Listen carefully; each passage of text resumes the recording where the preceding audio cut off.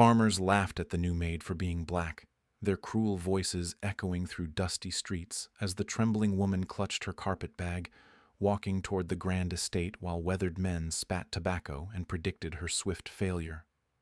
The townspeople saw her as entertainment, another servant destined to scrub floors in silence until she disappeared like morning mist. Everyone whispered she'd be gone within the month, broken by their scorn and the weight of servitude. But the wealthy rancher watched from his horse, his calculating eyes seeing something the others missed in her steady gait and lifted chin.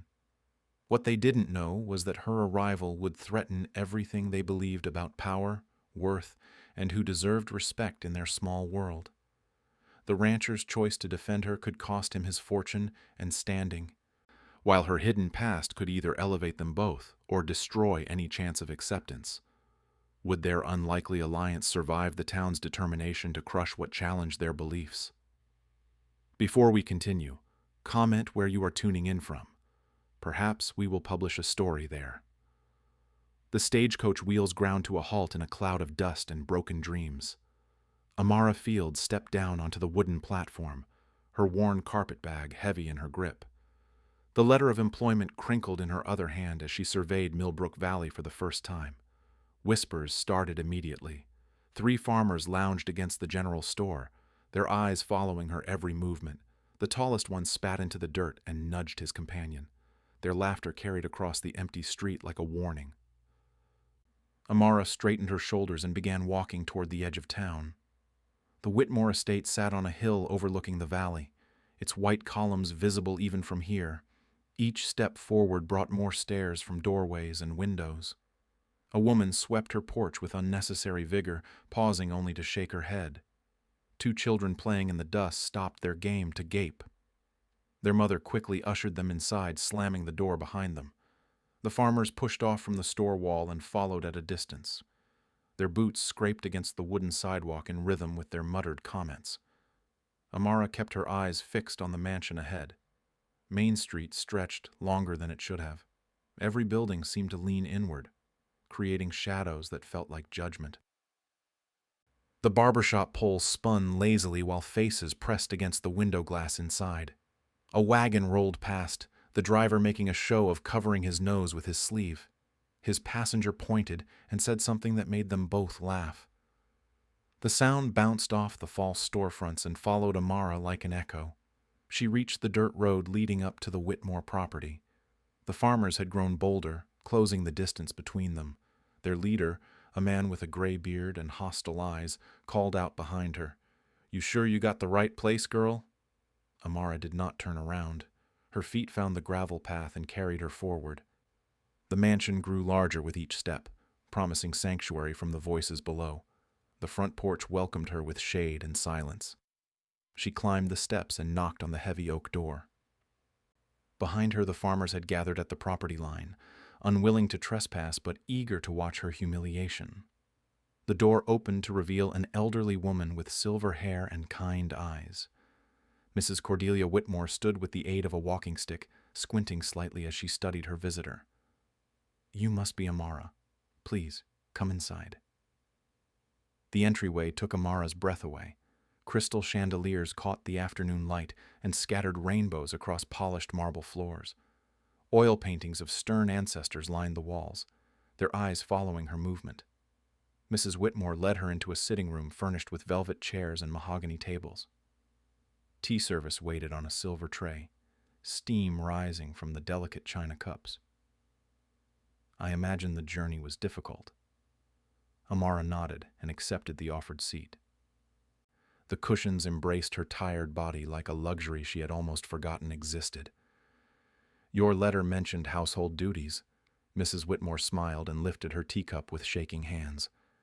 "I may have been somewhat misleading in my correspondence.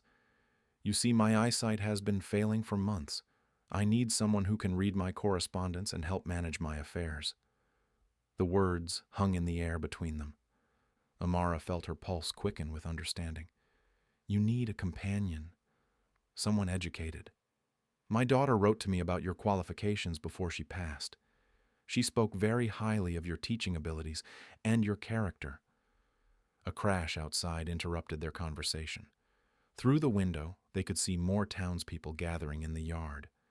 The original 3 farmers had been joined by others, their voices growing louder with each addition to their number. Mrs. Whitmore sighed and reached for her walking stick.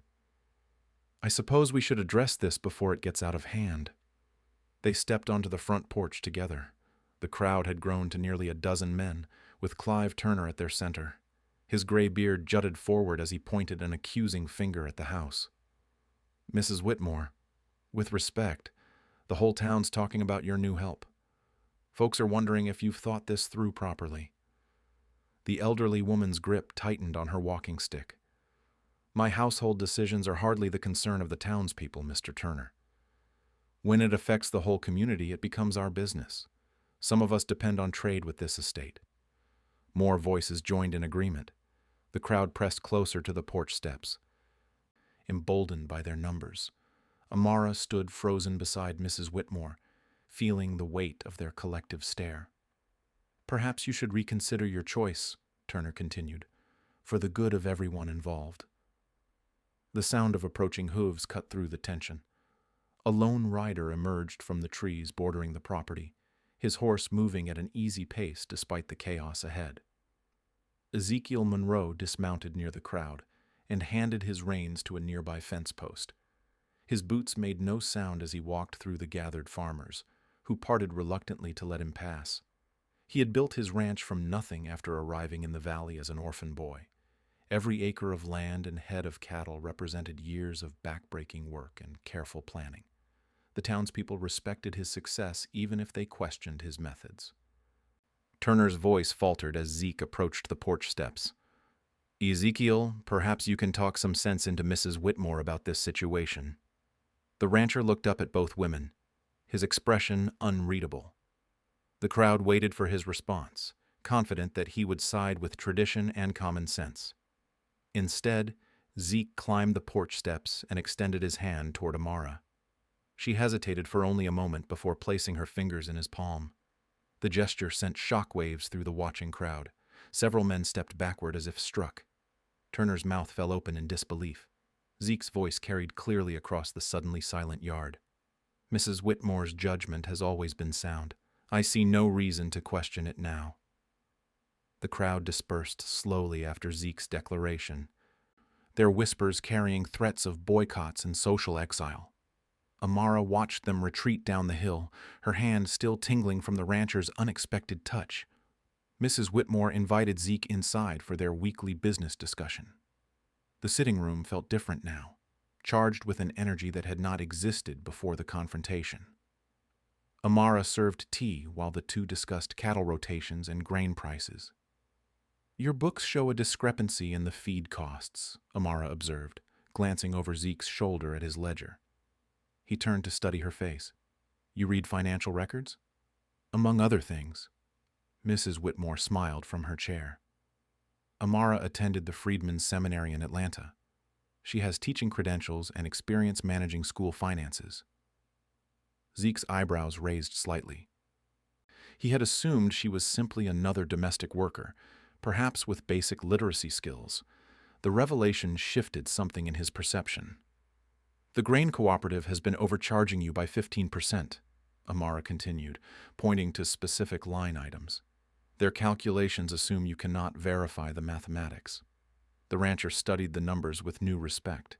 His weekly meetings with Mrs. Whitmore had always focused on practical matters, but he found himself curious about this woman who could spot accounting errors at a glance. Over the following days, Amara settled into her true role as Mrs. Whitmore's companion and estate manager.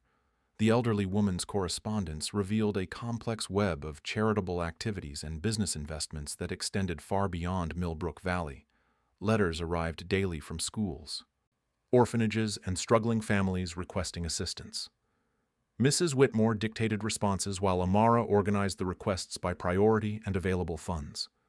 The scope of the woman's generosity astonished her. "Your late daughter established these connections?" Mrs. Whitmore nodded slowly. "Catherine believed education could change everything. She spent her final years building networks to help others access learning opportunities." Amara discovered detailed records of scholarships, book donations, and building funds. Mrs. Whitmore had been quietly financing educational initiatives across 3 states, using her wealth to create opportunities for those society had forgotten. The town's hostility intensified during her second week. Shopkeepers refused to serve her when she ran errands. Children threw pebbles and ran away giggling. The post office clerk made her wait until all white customers had been helped. Clive Turner organized a meeting at the church to discuss the situation at the Whitmore estate. Nearly half the town attended, their voices rising in heated debate about property values and community standards.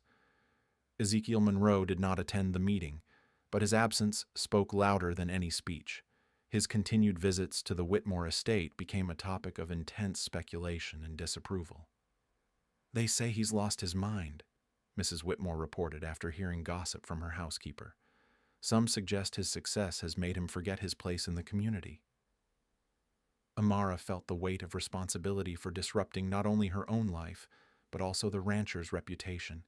She offered to leave quietly, but Mrs. Whitmore refused to hear such talk. "Catherine specifically requested that I find you. Her letters spoke of your intelligence, integrity, and resilience. I will not abandon her final wish because of small minds and smaller hearts." The crisis came during Amara's 3rd week when Turner and 5 other farmers confronted her outside the general store.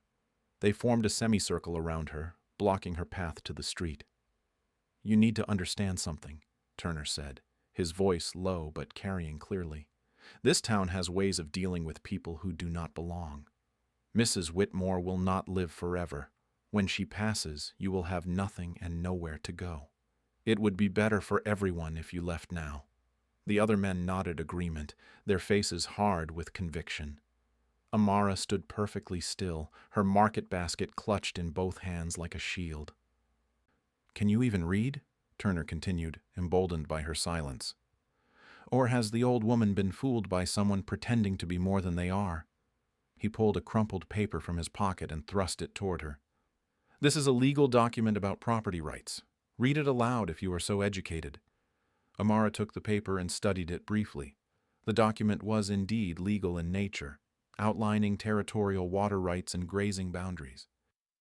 Turner expected her to stumble over the complex terminology and legal phrasing. Instead, she began reciting from memory, word for word, without looking at the page. Her voice carried the formal cadence of legal language as she quoted statutes and precedents related to the document's contents. The farmers stared in growing amazement as she continued for several minutes, demonstrating not only perfect literacy, but deep knowledge of territorial law. She finished by noting 3 errors in the document's citations. Turner's face flushed red with embarrassment and anger. The other men shuffled their feet and avoided eye contact. Their certainty about her ignorance crumbled in the face of her obvious education. "Where did you learn such things?" one of them asked quietly. "The same places anyone learns," Amara replied. "Schools, libraries, and years of study." A horse approached down the main street, its rider dismounting near the group. Ezekiel Monroe had arrived for his weekly supply run, his timing coinciding perfectly with the confrontation. He assessed the situation quickly, noting the farmers' hostile postures and Amara's defensive stance. Without asking for explanation, he moved to stand beside her. "Gentlemen," he said calmly, "I believe you have business elsewhere." The farmers began to disperse, but Turner held his ground. "This does not concern you, Ezekiel. Any harassment of Mrs. Whitmore's household staff concerns me directly. Our business relationship makes her welfare my priority." Turner opened his mouth to argue, then thought better of it. The rancher's cattle contracts represented significant income for several farmers. Challenging him publicly could have economic consequences. The group melted away, leaving Amara and Zeke standing alone outside the general store. She handed him the legal document, her hands trembling slightly from the encounter. "Impressive," he said after reading Turner's paper. "Most lawyers would struggle with those citations." "Education opens many doors," Amara replied, "even when society tries to keep them closed." Zeke folded the document and offered her his arm. "Perhaps you would allow me to escort you back to the estate." They walked together through the town's judgmental stares, 2 unlikely allies bound by respect and growing understanding. Mrs. Whitmore's health declined rapidly over the following month. Her morning walks grew shorter, her afternoon naps longer. The responsibility of managing the estate fell increasingly to Amara, who found herself coordinating everything from cattle sales to charitable donations. Zeke's visits became more frequent, ostensibly to check on Mrs. Whitmore's condition, but clearly drawn by something deeper. He began bringing his ranch ledgers for Amara to review, claiming her mathematical skills surpassed those of any bookkeeper in the territory. Their working relationship evolved into something more complex. Evening conversations stretched past sunset as they discussed literature, philosophy, and shared experiences of being underestimated by society. Zeke had built his fortune despite arriving in the valley as a penniless orphan. Amara had earned her education despite a world that insisted she did not deserve it. The town's hostility crystallized around their growing partnership. Shopkeepers whispered about the rancher's strange fascination with the Whitmore woman. Church ladies speculated about improper relationships and moral decay affecting their community's most successful citizen. Clive Turner seized on the gossip as ammunition for his campaign against Amara's presence. He organized petition drives and prayer meetings, framing the issue as a battle for the valley's moral character. His rhetoric grew more heated with each gathering. When prominent citizens forget their responsibilities to community standards, he declared from the church steps, decent people must take action. Mrs. Whitmore's episodes became more frequent and severe. She would lose track of conversations mid-sentence or forget the names of longtime acquaintances. Dr. Harrison made house calls twice weekly, his expression growing more grave with each visit. During one particularly difficult evening, Mrs. Whitmore collapsed while dictating correspondence to Amara. She remained unconscious for several hours, leaving everyone uncertain about her chances of recovery. Word of her condition spread quickly through the valley. Turner saw opportunity in the crisis and began visiting neighbors with suggestions about the estate's future management. He planted seeds of doubt about Amara's influence over the elderly woman's decisions. Someone needs to ensure her affairs are handled properly, he told concerned citizens.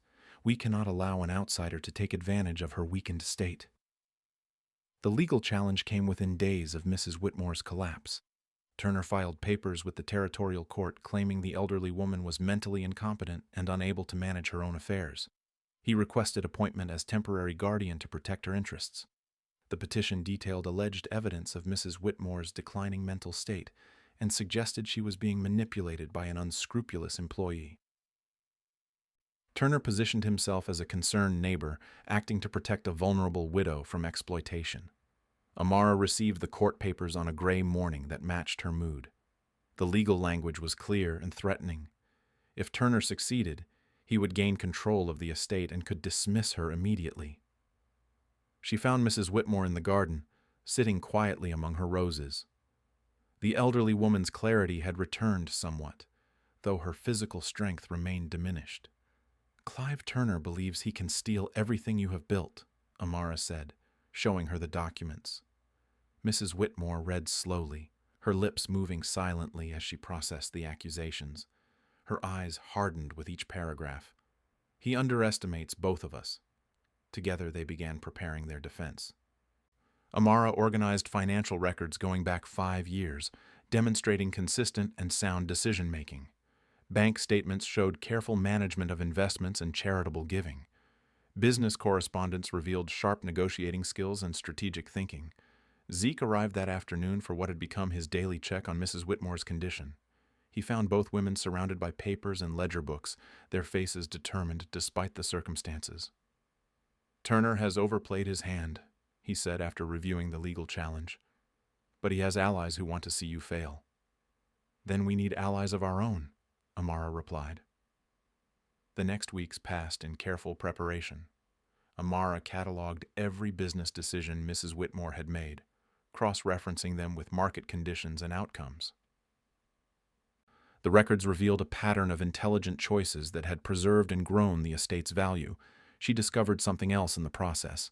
Hidden among routine correspondence were records of loans Mrs. Whitmore had made to struggling farmers throughout the valley. The amounts were substantial, the terms generous, and the repayment schedules flexible.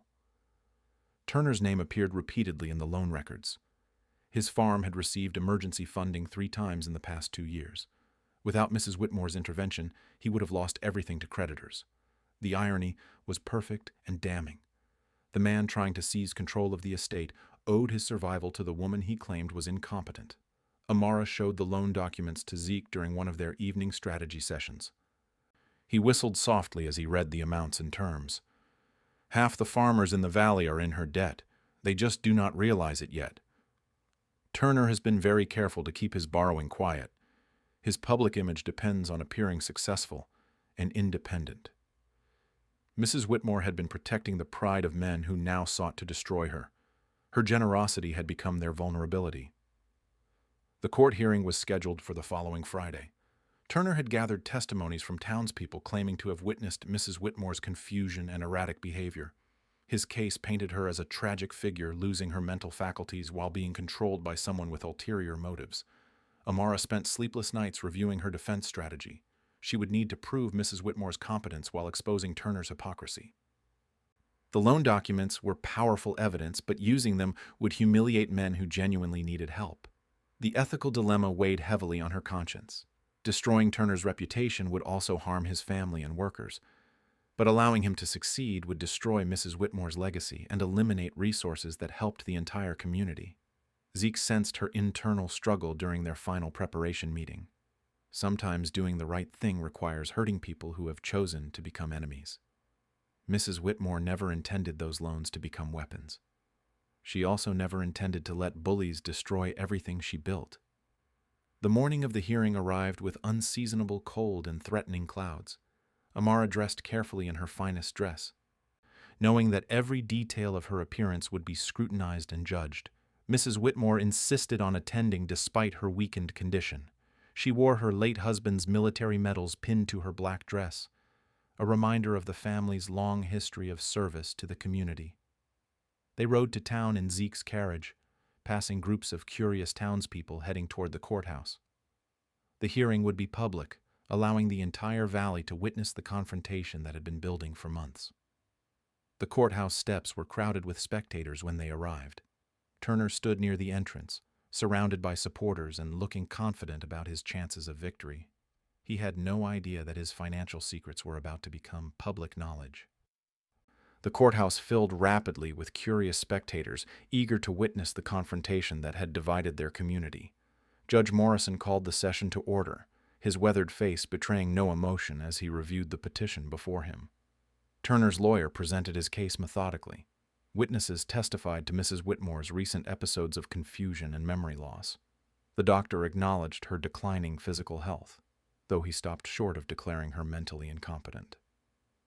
The evidence suggests a vulnerable elderly woman being influenced by someone with questionable motives, Turner's attorney concluded. My client seeks only to protect her interests and preserve her estate's integrity. The crowd murmured approval. Turner had positioned himself as the responsible neighbor acting out of genuine concern. His reputation as a successful farmer lent credibility to his claims about proper estate management. Judge Morrison turned his attention to Mrs. Whitmore and her representatives. How do you respond to these allegations? Amara stood slowly, her hands steady despite the weight of dozens of hostile stares. She had spent the previous evening organizing her evidence into a presentation that would systematically demolish Turner's case.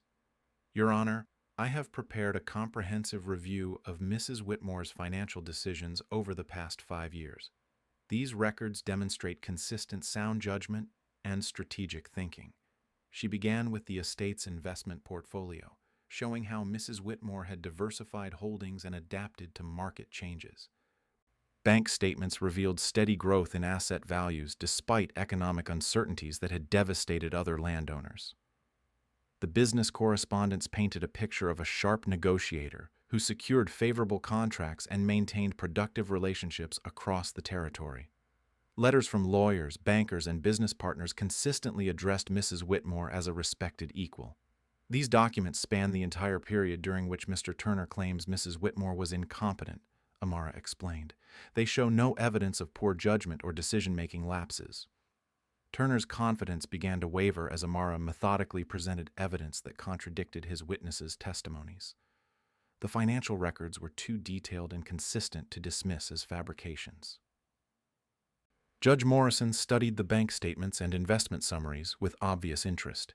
His experience had taught him to recognize genuine competence in business matters, and Mrs. Whitmore's records impressed him. "These are remarkably sophisticated financial strategies," he observed. "Who prepared these analyses?" "Mrs. Whitmore dictated the investment decisions to me," Amara replied. "I merely organized her instructions and maintained the records." The admission sent ripples through the courtroom. Many spectators had assumed Amara was simply transcribing someone else's work, not implementing complex financial strategies under Mrs. Whitmore's guidance.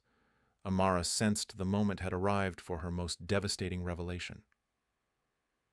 She reached into her document case and withdrew a separate folder containing the loan records she had discovered. "Your Honor, there is additional evidence that speaks to Mrs. Whitmore's judgment and character. These documents detail private loans she has made to community members experiencing financial difficulties." Turner's face went pale as he recognized the implications.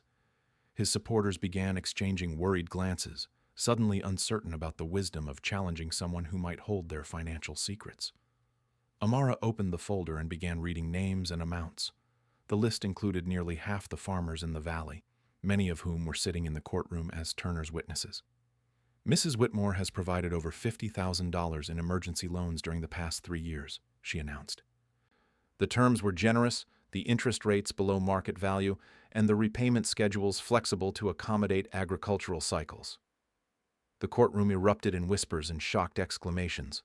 Farmers who had testified against Mrs. Whitmore's competence realized their own debts were about to become public knowledge. Judge Morrison demanded silence before addressing Amara directly. "Are you suggesting that Mr. Turner is among the borrowers listed in those records?" "Yes, Your Honor. Mr. Turner has received 3 separate loans totaling $8,000. Without this assistance, his farm would have been foreclosed by creditors 18 months ago." The revelation hit Turner like a physical blow. His carefully constructed image as a successful independent farmer crumbled in front of the entire community. He had built his challenge to Mrs. Whitmore's competence on the foundation of his own financial stability, which was actually dependent on her generosity.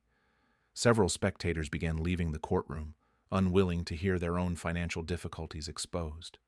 Others remained frozen in their seats, dreading the moment their names might be called.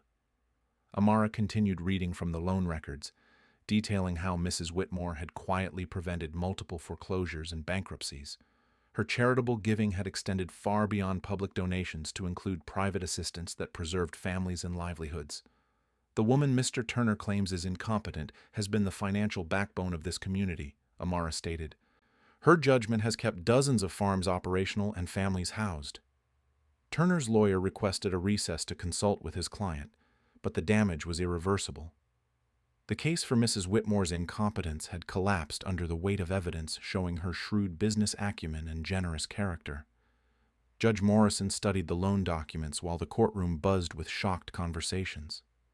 The scope of Mrs. Whitmore's financial support for the community was far greater than anyone had imagined. Mrs. Whitmore rose slowly from her seat, supported by her walking stick, but speaking with clear, strong voice. "Your Honor, I have one final matter to address."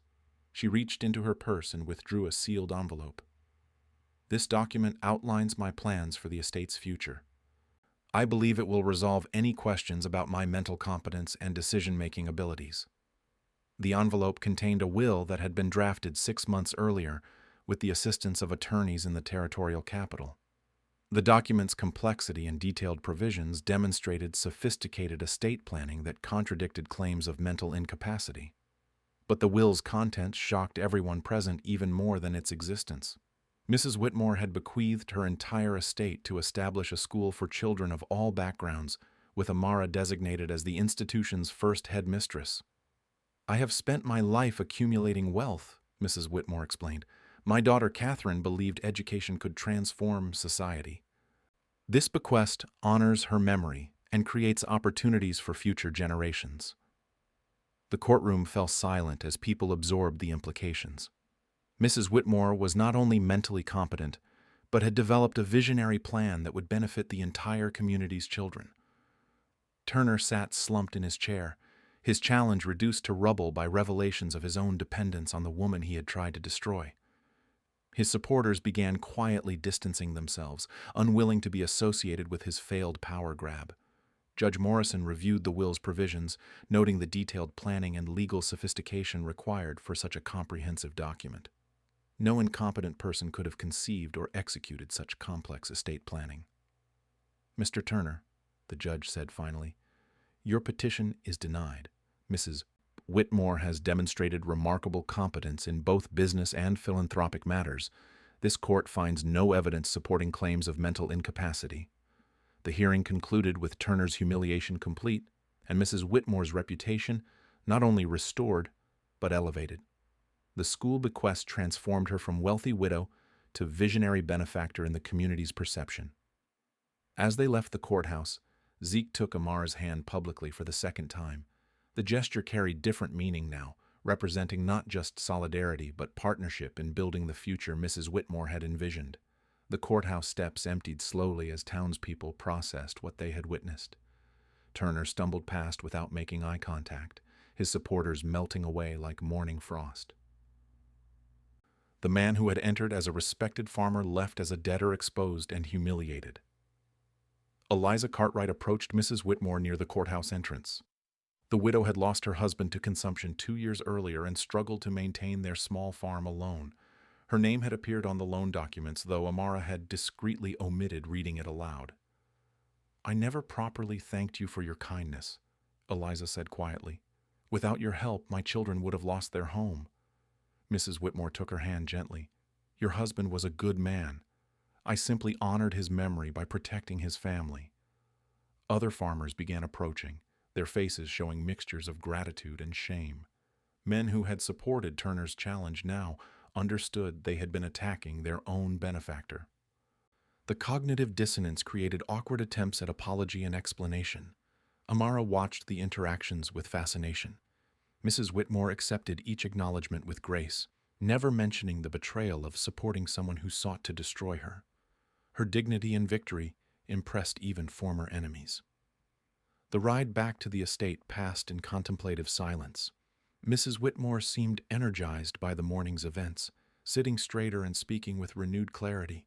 The stress of the legal challenge had apparently been weighing on her more heavily than anyone realized. "Catherine would have been proud of today," she said as they approached the mansion. "She always believed truth and education could overcome ignorance and prejudice." Zeke helped both women from the carriage, his manner toward Amara now openly protective and affectionate. The pretense of purely business relationships had become impossible to maintain after their public partnership in defending Mrs. Whitmore. That evening brought a stream of visitors to the estate. Families arrived with food, flowers, and sheepish apologies. Children who had thrown stones at Amara weeks earlier now hid behind their mother's skirts, uncertain how to reconcile their past behavior with current reality. Dr. Harrison made an unscheduled visit to check on Mrs. Whitmore's condition after the stressful day. He found her more alert and energetic than she had been in months, as if the successful defense of her competence had restored her confidence and vitality. "The mind and body are more connected than most people realize," he told Amara privately. Removing the stress of that legal threat may have given her months or even years of additional clarity. The school project became the Valley's primary topic of conversation. Parents who had never considered formal education for their children suddenly saw opportunities they had not imagined. The prospect of having a real teacher, with credentials and experience, transformed their expectations. Amara spent the following days fielding questions about curriculum, enrollment, and construction timelines. Her vision for the school expanded beyond basic literacy to include mathematics, science, and practical skills that would prepare students for changing economic realities. The building site was selected on a level portion of the Whitmore property, with views of both the valley and surrounding mountains. Local craftsmen volunteered their services, partly from gratitude for Mrs. Whitmore's past assistance, and partly from excitement about the educational opportunities for their own children. Zeke coordinated the construction logistics, managing material deliveries and work schedules with the same efficiency he brought to ranch operations. His public commitment to the project silenced remaining critics who might have questioned the school's viability. 2 weeks after the courthouse confrontation, he found Amara reviewing architectural plans in the mansion's library. Evening shadows played across the detailed drawings spread across the mahogany table. "The foundation should be finished within the month," he reported, settling into a chair beside her. "We could have the building completed before winter if the weather cooperates." Their proximity felt charged with unspoken possibilities. Months of working together had created bonds that transcended their original professional relationship. The shared stress of defending Mrs. Whitmore had revealed depths of character and compatibility neither had expected. "Amara," he said quietly, "there is something I need to say." She looked up from the building plans, her expression expectant but cautious. The social barriers between them remained formidable despite their successful partnership. "I have come to care for you in ways that go beyond respect or friendship. I know the complications this creates, but I cannot pretend otherwise any longer." The admission hung in the air between them, heavy with implications for both their futures.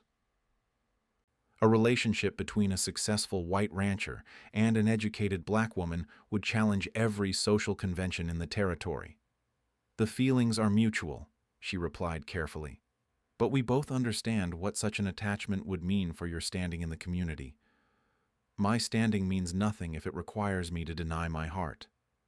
Mrs. Whitmore appeared in the doorway, her walking stick tapping against the hardwood floor. She had been listening to their conversation with obvious satisfaction. "Catherine's letters mentioned that you had declined several marriage proposals from teachers and ministers in Atlanta," she said to Amara.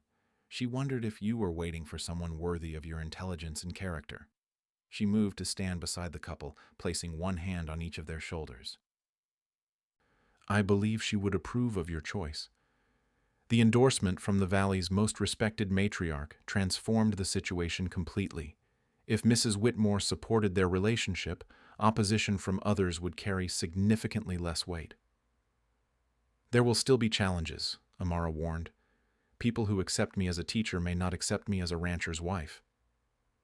"Then we will change their minds the same way we change them about everything else," Zeke replied, "through competence, dignity, and persistence."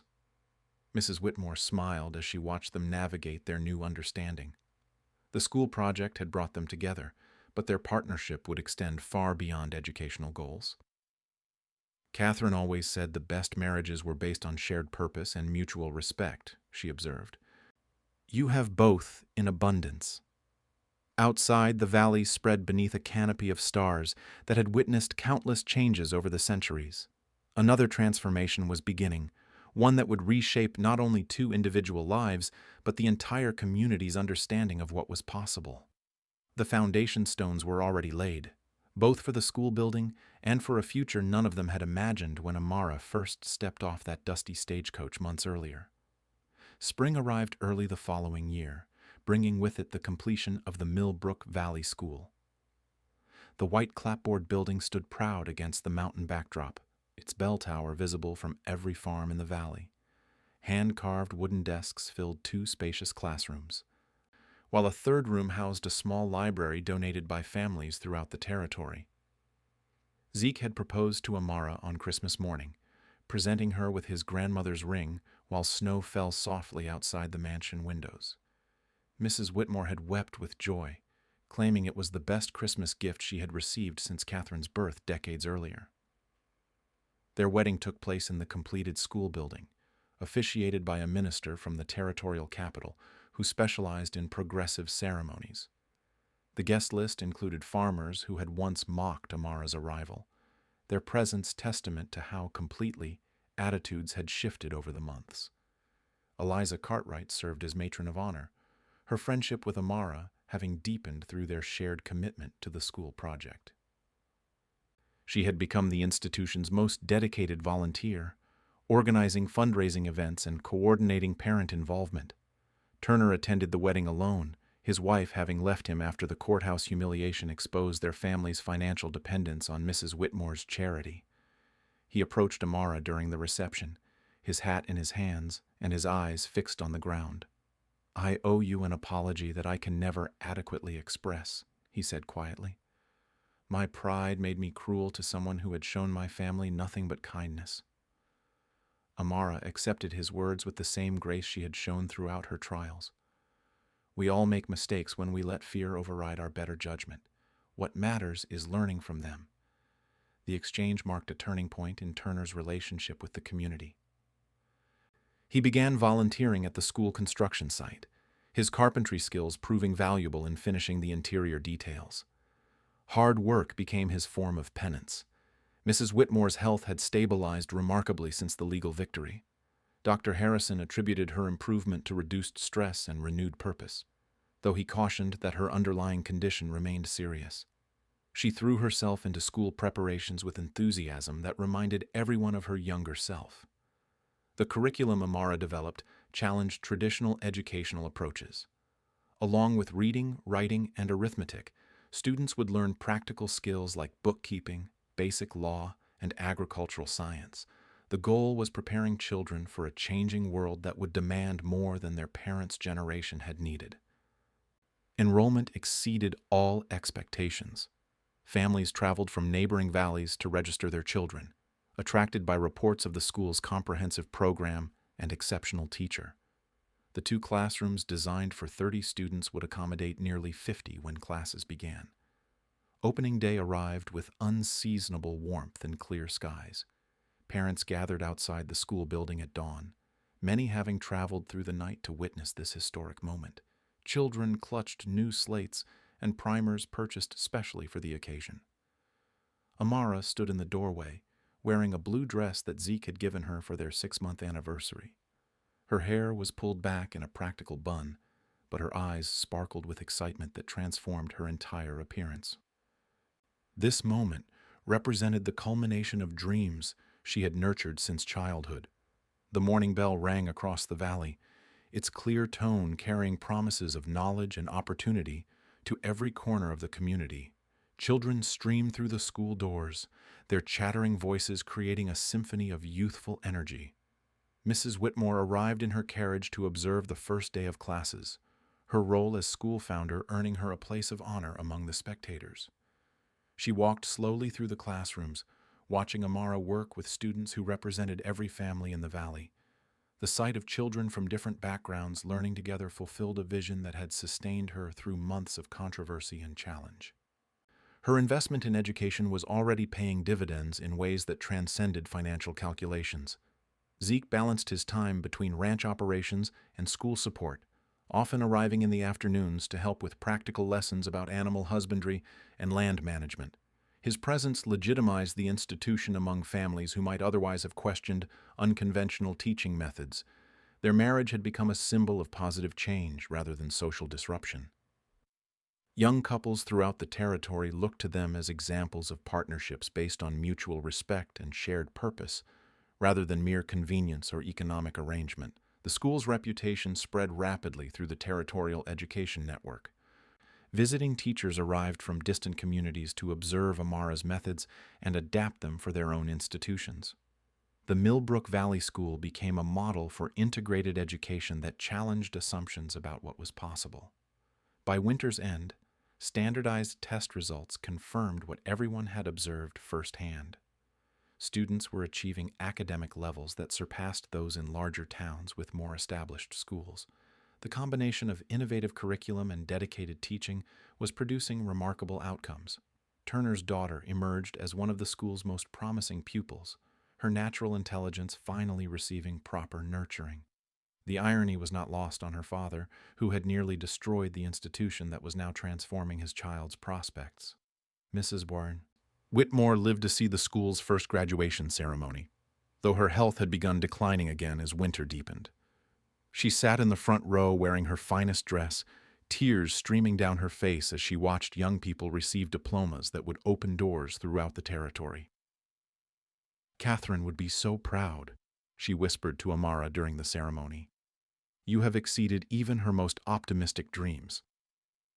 The graduates included the children of farmers, shopkeepers, and laborers who had never imagined their offspring might pursue higher education or professional careers.